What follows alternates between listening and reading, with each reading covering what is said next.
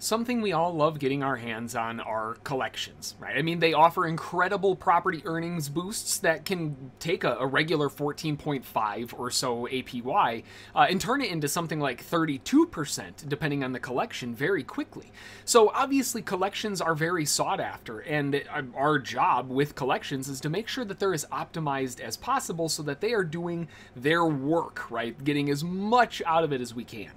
Now, if we're looking at using our earnings from our collections and we're making sure that they're doing as much work as possible, then really we're going to have to check on them every now and again to make sure that they don't need some restructuring. Hey there, John and Ray here, SSFTG. Welcome to the video. If this is your first time on the channel, welcome my friend. I hope to earn your like and subscription today. Gathering collections, especially if you're able to do it under mint, is like one of the best ways that you could possibly lock in some long-term earnings with boosts and all of that. I mean, it creates an incredible residual income stream within Upland that you can use the UPIX for in-game activities, for sends, for treasure hunting, for minting new properties, all kinds of stuff. It's an amazing way to generate that UPIX. Now, like I said, you can reinvest this into new properties, you can buy properties off the secondary market, you can get into nodes, you can buy vehicles, you can buy block explorers and sport legits, and I mean, you name it. There's tons of stuff and there's more coming down the line. My goal with all of my collections is to ensure that they're doing the absolute most as far as their ECR. Now, you may have heard me talk about the ECR every once in a while. That stands for the earnings to cost ratio. I want to make sure that how much I put in them is actually worth keeping it in them versus taking it out and putting it somewhere else that earns more. Let's say, for example, you have, 15 standard collections floating around, and all of them are active, and all of them have anywhere between 1 and 3 properties within each, right? I mean, depending on the newbie collection or the Bay City collection, those earnings boosts will be anywhere from 1.1x to 1.4x, as high as like Venice, as an example. So we want to really make sure that our portfolio is doing as much work as possible with those 15 collections. Is it worth leaving those 15 collections alone? Or is it better to get rid of them and divert them into something better? Now, again, the first thing that I'm going to look at is my ECR. How much did I pay for the property and what it's actually worth? But when I say what it's actually worth, what I'm talking about is really kind of three different aspects. We've got the floor price comparison, which if we were looking at a Venice collection and I looked at my properties and said, okay, well, I paid $15,000 for my Venice properties and the floor is currently at $30,000. Awesome. My floor price comparison is really good. I'm up about 100%. Now, the floor markup comparison. I may not necessarily have any properties for sale as of yet, but the markup and what we're looking at is primarily, are people selling below mint?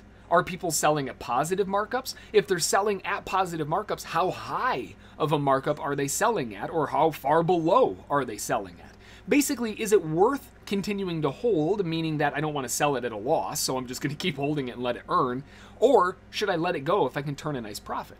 The final part of this, the third one in the scenario, are under mint acquisitions, and these are when you're able to buy a collection property under mint. A lot of people will sell these in USD for under mint to offload them quickly, and because they're in collections, they do go pretty fast. Now, these are way nicer to hang on to because remember, the mint cost is what the earnings are based off of, not the last purchase price. So it doesn't matter if you got a 60% discount on a property, it's still going to be earning at the full 100% mint rate. And that's what turns these $5 little under mint properties to earning 70, 80, 90% ROI within a year because you can buy them at such incredible discounts sometimes.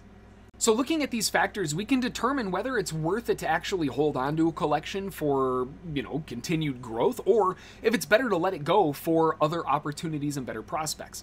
For me, I like looking through my collections to see if I can find like 7 or so, depends on the mint cost, but 7 or so that are just okay. There's nothing special to them. There's no meaningfulness to the properties. They're not named properties. There's no structures or anything like that. There's literally just there to earn. That's their whole purpose. There's nothing special about them at all. If I can get a good group of those, then I might be able to rework them into something better.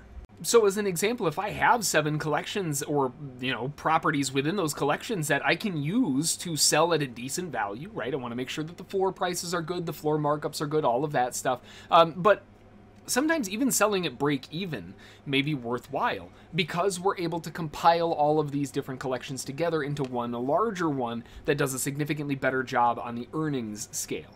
So let's say that we have those 7 collections, and by themselves they're earning a 1.25x boost on average, because most of them are going to be base city collections and all of that.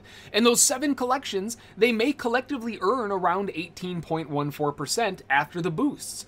And that's great if they all have an average mint value of around 10,000 UPIX or so. That's awesome, that's great, cool, whatever. But as far as that 18.14%, doing the math here, assuming that each one has an average value of 10,000, well, if I've got 7 collections and each one has around 3 properties in it, I've got around 210,000 UPIX of liquidity, or potential liquidity, that I can utilize to mint better collections. So if I can roll those in or sell those out into UPIX and then roll them into a new collection, let's say the Los Feliz collection in Los Angeles, that earns a base mint boost of 1.39x. Now, the floor prices in Los Feliz right now, which are still able to be minted, at least at the time of recording this, are around 46,000.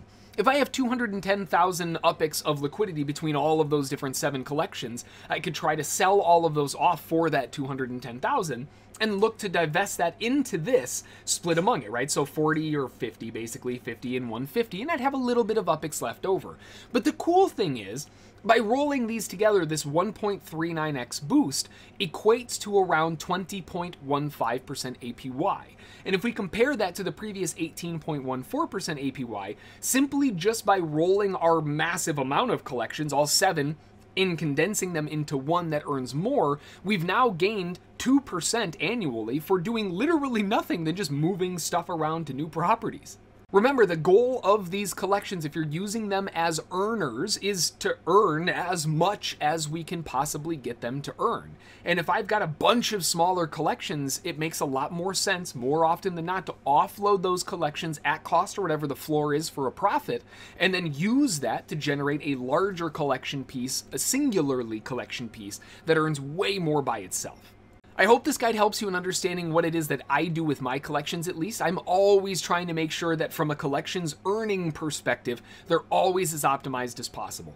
For me, I like to optimize them once a quarter or so just to make sure that they're good, but, you know, depends on what's going on. If there's a bunch of new city releases and stuff, it might have to change a little bit.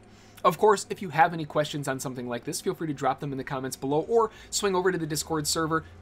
Links down in the description for you. Always love hearing from you all. Thanks for watching, and we'll see you all in the metaverse. Bye.